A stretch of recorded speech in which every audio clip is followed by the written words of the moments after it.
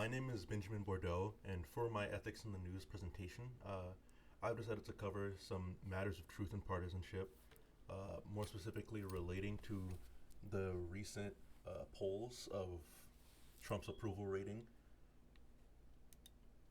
And so, as our contemporary society has become more partisan, it also follows that the media we take in does as well.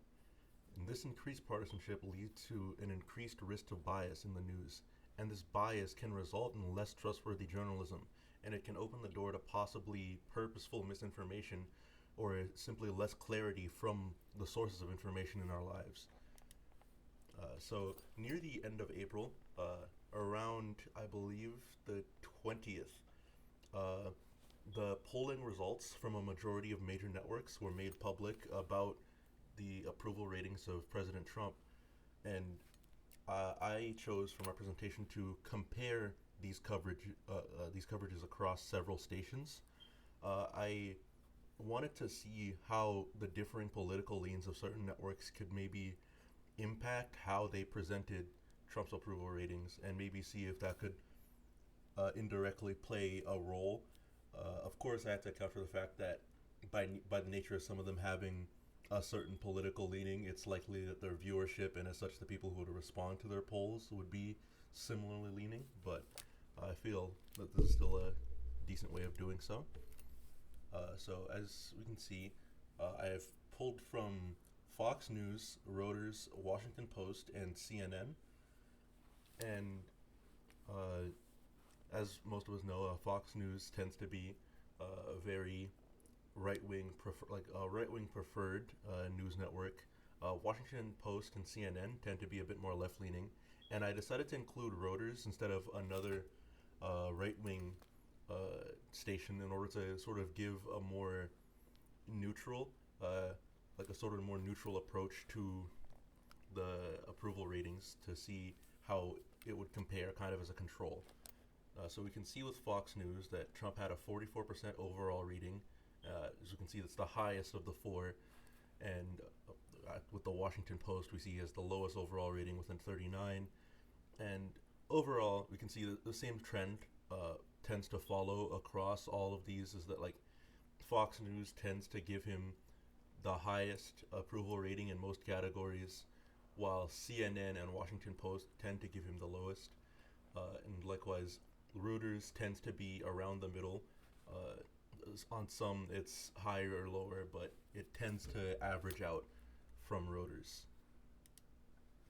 So this is what I noticed from some of these coverages. So for CNN, uh, this is, I think, is a very great step for its clarity. Is that CNN made sure to list direct sources of not only their own polls, they also on the article of their polls, they link to every other major poll that has been occurring. So they link to the Reuters poll. They linked even to the Fox poll on their website, despite like their opposing political leanings. It's like all of the other polls were listed and somewhat summarized on their website.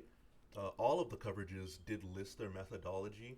They listed how they polled the people as well as how they acquired the people to agree to do the poll, and they had their error margin they had their error margin listed both within the text of the articles and within the subtext of the charts that represented their polls.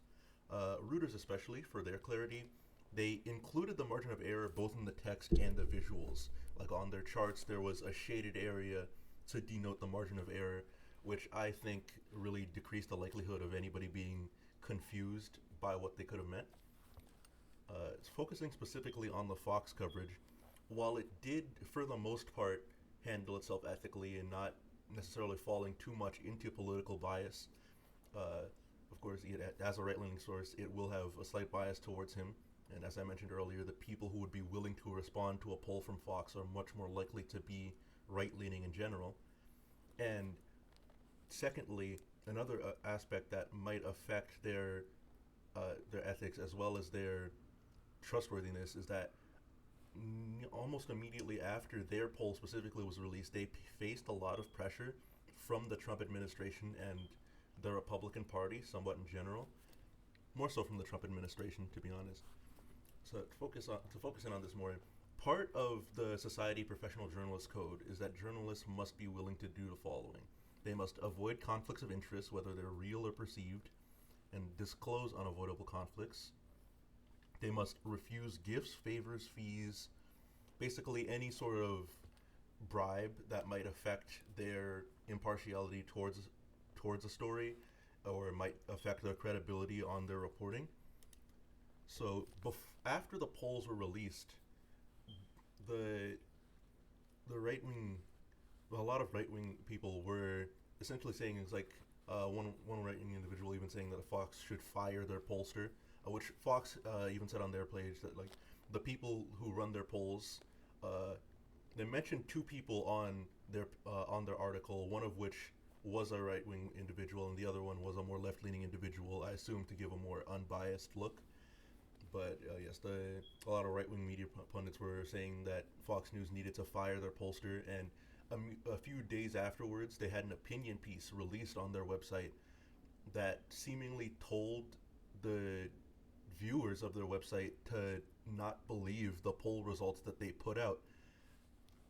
And before all of this, there was a statement from the Trump administration that implied that only right wing and right leaning news media and influencers would be allowed into the press pool of the White House for correspondence, which I think both of these could go against the part of the code to resist favored treatment from special interest groups as a political group, as well as going against the external pressure from said political group and managing to stay within those bounds without breaking under that pressure and allowing them to attack the credibility. And while the recent nature of the event having happened only a few weeks ago, barely a few weeks ago, it's very recent, and that makes it difficult to determine whether they'll continue to hold their ground and not succumb to this pressure and keep their ethical codes. If they don't resist, this would be going against the last two guidelines of the code, and I think would make it a lot more difficult for Fox to maintain their trustworthiness. Even as somebody, for me, honestly, despite my own personal beliefs, I do hold them to a standard of trustworthiness that would push them below where they should be. And overall, I agree in the manner in which all of these sources did cover the polls. I think all of them were well sourced. They had reasonable explanations and accounted for their differences in how they understood the actual data itself. And I do think that there is a risk of Fox failing in its ethical methodology in order to promote its partisan purposes. And I think that they really need to address that, not just for my concern, but for the concern of a majority of the people that view their media or read their pages. So to have some discussion questions for this, my first one was, how can partisanship make committing to ethical guidelines more difficult? For this one, in my opinion, I think that the stronger of a partisan belief that a network has, the more likely it is to succumb to pressure from that side in order to promote it. It's like, just like how I think Fox was struggling to face the pressure against the right wing recently, I think another source like CNN or Washington Post might buckle under pressure from left-wing parties if something similar were to happen, like if the inverse were to happen. What should journalists do if they are in some way pressured to publish inaccurate or biased information? And I think this is very important in this era.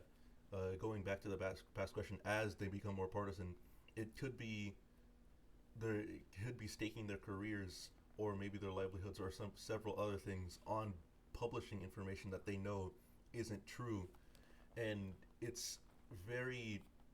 can be a very difficult scenario for sure, but I think they should do everything in their power to, at the very least, inform them of inform their audience of the possible inaccuracies, so long as they can minimize the danger to themselves. Of course, there are many situations where journalists are often taken out and not allowed to be accurate as a means of publishing propaganda or otherwise promoting agendas.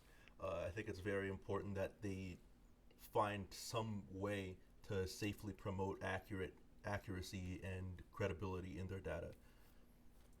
With the permanence and availability of publications increasing as technology does, how has ensuring accuracy become even more paramount in the digital age? For this question, I think that it's become more important simply because that information can spread a lot faster now. It can, one piece of misinformation on the internet now, it could spread to millions of people within seconds. And once that information is spread so widely, it becomes a lot harder for information that might run counter to that to come out. People will be less likely to believe it because they heard that the first part first and the second part second. They'll find it harder to believe, and they'll be more likely to continue sticking to inaccurate information if it was given to them earlier.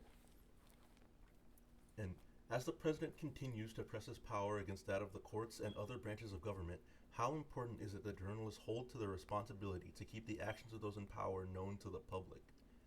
This, I feel, is very important, as it always is, as it is the responsibility of journalists and general large groups to make sure that whenever anybody with power is doing something, that it's not done in secrecy, so that the public can actually give their opinions on it and give their retorts to it and protest it if necessary.